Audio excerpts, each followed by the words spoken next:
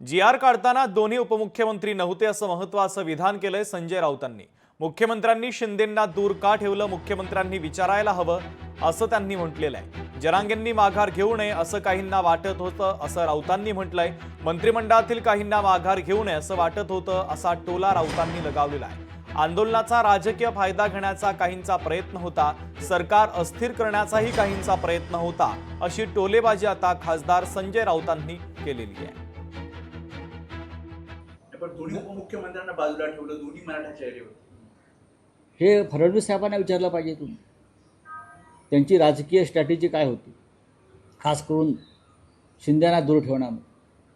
कारण इतके मोठे जे आंदोलक इथे आणले, त्यांच्या गाड्या घोड्या वगैरे व्यवस्था ज्या माध्यमातून झाला त्या त्यांचंच नाव येत आहे।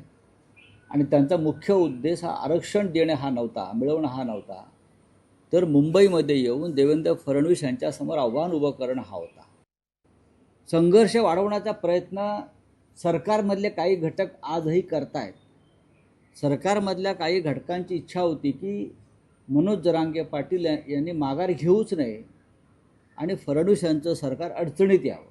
जरांगे पाटील यांचं आंदोलन हे मराठा समाजांच्या आरक्षणासंदर्भातल्या मागण्यांसाठी होतं आहे, पण त्या आंदोलनाचा काही लोक राजकीयदृष्ट्या जर गैरवापर करून राज्याचं सरकार अस्थिर करण्याचा प्रयत्न करीत होते।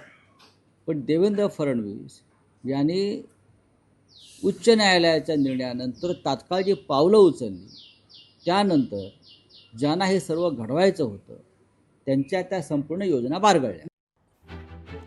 दरम्यान या संदर्भात भारतीय जनता पक्षाचे प्रवक्ते नवनाथ वन आणि मराठा नेते मनोज जरांगे पाटील यांनी नेमकी काय प्रतिक्रिया दिली आहे, ऐकूयात। खरं तर महायुती अतिशय भक्कम आहे। अशा पद्धतीच्या काड्या टाकण्याचं काम किंवा काड्या लावण्याचं काम संजय राऊत यांनी करू नये। संजय राऊत यांनी महाविकास आघाडीमध्ये असताना काड्या टाकण्याचं काम केलं होतं आणि अजित पवारांना त्यामुळं बाहेर जावं लागलं।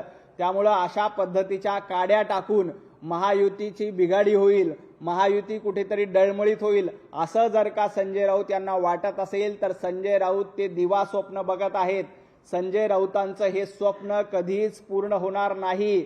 महाविकास आघाडी ही तिघाडी होती, अशा पद्धतीची तिघाडी नाहीये, तर महायुती अतिशय भक्कम आहे। शिंदेचं ऐकून किंवा एकनाथ शिंदे साहेबांचं ऐकून किंवा कोणाचं ऐकून करायचं असतं तर मग आम्हाला आरक्षण नव्हतं पाहिजे आणि फडणवीसला घेरायचं होतं तर गेल्याच वर्षावर सुरू केलं असतं जाऊन।